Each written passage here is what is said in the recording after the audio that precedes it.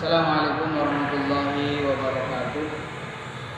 Bismillah, alhamdulillah, Muhammad ibn Abdillah, la hawla wa la quwata illa billah. Allahumma salli wa sallim ala sayyidina Muhammadin qamaril wujudi fi hadzal yawm wa fi kulli yawmin wa fil yawmil ma'ruf sirra wa jahra fi dunya wal ukhra wa ala alihi wa sahbihi wa sallim amma ba'd. Yang saya hormati dan saya muliakan Ibu Asti Inayah MH, dosen daripada Matkul Pancasila. Mudah-mudahan Allah berikan kesehatan selalu dan tambahkan rezekinya dan dipanjangkan umurnya, amin. Kami di sini nama Marianto, Prodi BKI semester 1. Insyaallah akan mencoba menerangkan atau penjelasan perkembangan ideologi Pancasila di era sekarang. Pendapat saya pribadi, Pancasila di era globalisasi atau di era milenial atau di era sekarang ini sangat memprihatinkan dengan melihat nilai-nilai kepancasilaan, karena banyak yang diabaikan daripada Pancasila tersebut. Yang pertama mungkin masalah ketuhanan yang Maha Esa, karena mayoritas di Indonesia ini dengan berbanyak agama, yaitu dengan banyak suku dan banyak budaya agama. Dengan adanya Pancasila, keselarasan dengan diatur oleh Pancasila, maka adanya beragama ini mengerucut menjadi satu, maka itulah dinamakan Bhinneka Tunggal Ika. Dengan agama berbeda tapi tujuan kita satu. Di sini dikhususkan untuk agama kita sendiri, yaitu agama Islam. Banyak yang mengabaikan sebagaimana kita seorang beragama tetapi tidak menjalankan agamanya sepenuhnya. Hanya kesadaran sebagai kita agama Islam, tapi kesadaran tersebut tidak bisa membawa bagaimana Islam mengajarkan kita bertoleransi, Islam mengajarkan kita bertawasud, beriktidal dan lain sebagainya. Yaitu yang pertama masalah ketuhanan yang Maha Esa. Ketuhanan yang Maha Esa ini sendiri tidak dipungkiri, karena Allah Subhanahu wa taala yang menciptakan bumi dan langit serta seisinya itu semata-mata Allah yang menciptakan, dan Allah lah yang menganugerahkan kepada kita semua, khususnya penduduk-penduduk yang ada di bumi ini. Itu ketuhanan yang Maha Esa dalam arti kita selalu berpegang teguh dengan Al-Qur'annya, yaitu kalamullah yang disampaikan yang dibawa oleh malaikat Jibril kepada Rasulullah SAW adalah untuk pedoman hidup yang hakiki, pedoman hidup yang dijanjikan oleh Allah akan menyelamatkan kita dunia sampai akhirat nanti. Dan mudah-mudahan ketika kita berpedoman itu, insya Allah mudah-mudahan Allah akan menyelamatkan kita dari dunia dan akhirat. Amin ya Allah. Baiklah, kita menuju ke sila kedua dengan melihat di era milenial ini, yaitu kemanusiaan yang adil dan beradab. Bagaimana kita bisa menerapkan keadilan kepada sesama manusia dengan cara kita menyadari dengan kekurangan-kekurangan daripada orang lain dan kelebihan-kelebihan daripada orang lain, kita saling menyadari dan saling menjaga keadilan tersebut, sehingga menjadi persatuan yang sangat kokoh dengan adanya keadilan tersebut dan tidak ada kecemburuan sosial. Itu Pancasila yang kedua. Dan yang ketiga, persatuan Indonesia. Di era sekarang ini kita lihat banyak perpecahan-perpecahan, baik mengatasnamakan politik, baik mengatasnamakan agama, baik mengatasnamakan suku. Di Indonesia ini sudah terlihat dengan perpecahannya. Kita lihat dengan perpecahan atas nama agama. Sudah banyak orang yang menarasikan dengan membawa nama baik agama untuk kepentingan pribadi. Banyak membawa agama dengan kepentingan politiknya. Maka itu akan bermunculan dengan persatuan Indonesia yang tidak akan utuh selagi ada perpecah belahan, apalagi mengataskan suku, bangsa dan agama.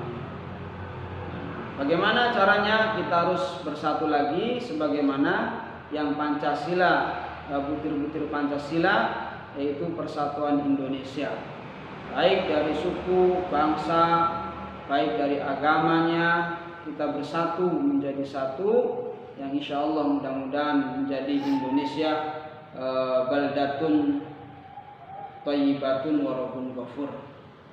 Dan seterusnya sila yang keempat, yaitu kerakyatan yang dipimpin oleh kebijaksanaan dalam permusyawaratan perwakilan. Nah, di sini menerangkan bahwa Pancasila itu ya siapapun pemimpinnya, selagi pemimpin itu sah, maka ya kita harus panutani, kita harus hargai, kita harus kebijakan-kebijakannya kita harus dalam arti kebijakan tersebut kita penuhi dan kebijakan tersebut kita ikuti. Ya, selagi kebijakan pemerintah tersebut tidak lari dari ranah agama. Ya, selagi tidak melenceng dari agama, maka kebijakan tersebut kita turuti, kita patuhi. Itu untuk sila ke nomor 4. Ya, jadi di era yang sekarang ini banyak rakyat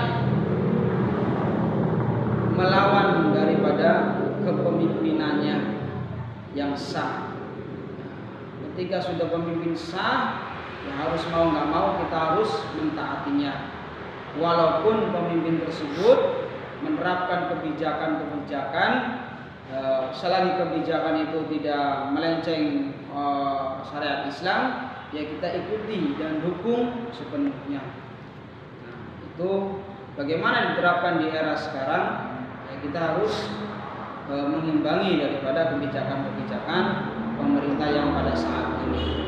Ya, apalagi di yang sekarang ini di masa-masa pandemi, ya begitu gencar-gencarnya pemerintah menerapkan sesuatu yang diterima masyarakatnya susah.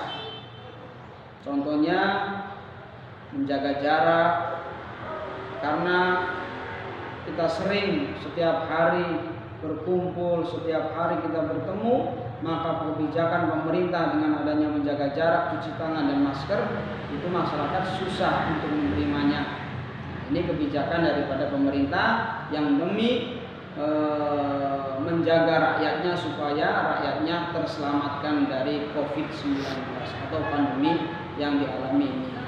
Insya Allah mudah-mudahan dengan segeranya kita berdoa kepada Allah untuk supaya pandemi yang ada di Indonesia ini mudah-mudahan Allah segera angkat, supaya kita bisa beraktivitas seperti biasanya dan Indonesia ekonominya tumbuh kembali menjadi sejahtera untuk rakyatnya. Terus yang terakhir adalah keadilan seluruh rakyat Indonesia. Jadi keadilan seluruh rakyat Indonesia ini ya semua dari lini tingkat atas sampai tingkat bawah itu menerapkan keadilan seluruh rakyat bagi seluruh rakyat Indonesia. Siapa itu rakyat Indonesia? Ya kita semua yang berada di negara Indonesia, yang dilibatkan semua keadilan itu diterapkan di masing-masing kepribadiannya, sehingga bangsa, negara dan masyarakat akan merasakan keadilan tersebut. Keadilan ini tidak harus kita disamakan, tapi sesuai dengan kadar-kadar batasnya. Bagaimana dengan keadilan hukum? Ya, kita lihat hukum di Indonesia itu ya, tajam ke bawah, tumpul ke atas. Artinya ketika melaksanakan hukum itu dilibatkan oleh orang-orang yang tidak berkepentingan di atas, artinya orang tidak punya, maka hukum itu ditajamkan, ditegaskan. Tapi ketika melihat terjadi pelanggaran orang-orang yang di atas, maka hukum itu seolah-olah tumpul dengan adanya iming-imingan, atau dalam kata lain disogok dengan uang-uang orang-orang yang punya itu. Maka hukum itu masih tumpul bagi orang-orang yang punya. Bagaimana dengan orang-orang yang kurang baik, atau bagaimana orang-orang yang kurang punya atau tidak punya apa-apa ketika melaksanakan melanggar hukum? Maka dia akan dipenjara, bagaikan penjaranya seperti ya selayaknya orang di penjara, mendapatkan kesisaan.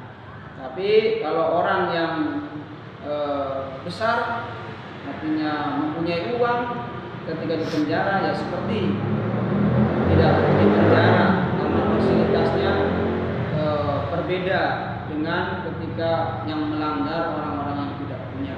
Nah, ini tanda-tanda hukum di Indonesia itu masih belum adil, ya, karena masih tumpul ke bawah, tumpul ke atas, tajam ke bawah. Baiklah, kepada dosen kita Ibu Asti Inayah, mungkin itu kemampuan kami dalam menjelaskan Pancasila di era global ini. Karena keterbatasan kami dan waktunya pun sudah lumayan, kami harapkan mohon untuk menerima, tanggapi. Terima kasih, kurang lebihnya mohon maaf. Insyaallah kita Pancasila selalu di hati kita semua. Walaikumussalam, wallahu muwaffiq ila aqdariq. Wassalamualaikum warahmatullahi wabarakatuh.